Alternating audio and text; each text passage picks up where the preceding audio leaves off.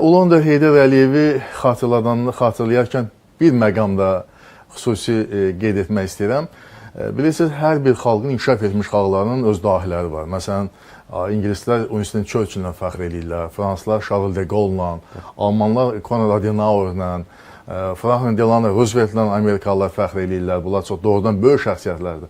Amma onlar hər biri keçən əsrin 40-cı, 50, 60-cı illərin və yaxud da 70-ci illər reallığının deməli, böyük şəxsiyyətlərdir.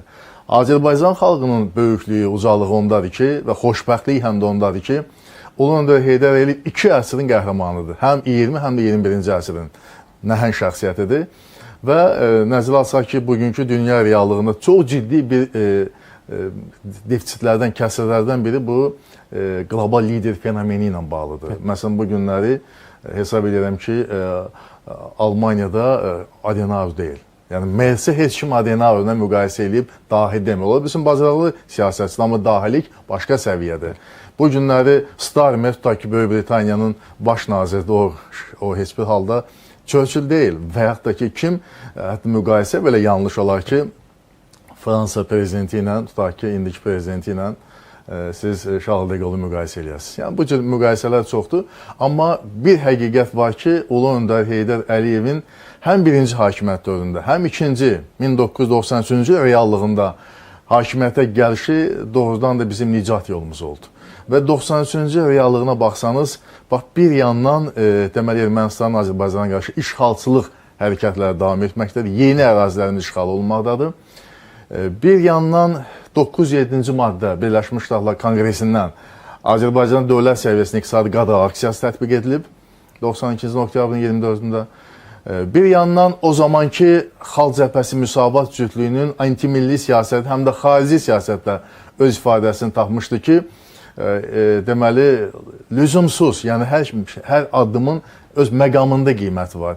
Həmin reallıqda lüzumsuz bir Cənubi Azərbaycan problemini ortaya atmışdılar. Bu da İranla münasibətlərimizi bərbad hala salmışdı. Ermənistanı Rusiya müdafiə edirdi və şimal qonşumuzla da münasibətlər çox gərgin idi.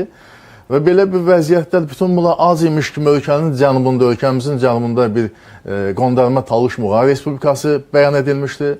Ölkənin şimalında Sarval deyilən bir separatçı cəryan ortaya çıxmışdı. Yəni, necə deyərlər, ölkə parçalanmaq təhlükəsindən üz-üzə qalmışdı və məhv olmaq bir reallığı ilə üz-üzə qalmışdı.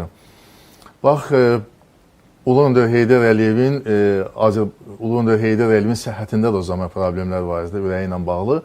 Ancaq Azərbaycan xalqının təkidli tələbi və xahişindən sonra hakimiyyətə gəlməyə razı oldu və doğrudan da mən çıxışımın əvvəlində dedim, ən böyük fəaliyyəti xilaskarlıq idi. Bu dövləti, bu dövlətçiliyi və xalqı çox böyük bəlalardan və müsibətlərdən xilas etdi. Və hesab edirəm ki, 1997-ci ilin iyul-avqust ayında 10 günlük Ulu Öndər Heydər Əliyevin dünyanın fövqəladə dövlətinə, Birləşmiş Ştatlara ilk rəsmi səfəri oldu və Houston şəhərində, Texas ştatının Houston şəhərində Ulu Öndər Heydər Əliyevə Birləşmiş Ştatların 16-cı prezidenti Avram Linkolnun büstünü bağışlayırlar. Yəni, bunun da böyük mənası var. Biz Birləşmiş Ştatların prezidentləri içərisində 4-ünə heykəl qoyublar. Onlardan biri Avram Linkolndur. Çünki o, Amerikanın bugünkü fövqəladə dövlət olmaq statusuna görə ona minnətdarlar. Çünki o olmasaydı, Amerika Birləşmiş Ştatları vətəndaş müharibəsi girdabında məhv olacaqdı.